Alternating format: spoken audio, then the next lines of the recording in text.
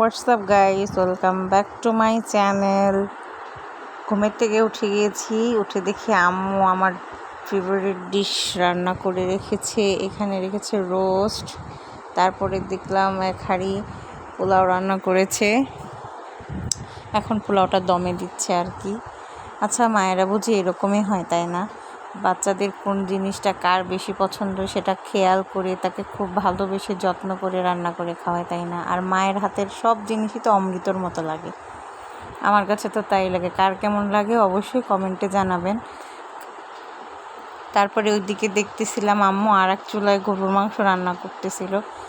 দেখেন, এত গরম কিন্তু তবুও মায়েরা কিন্তু সব সময় চায় বাচ্চারা কোনটা বেশি খেতে ভালোবাসে সেগুলোই করে খাওয়াতে।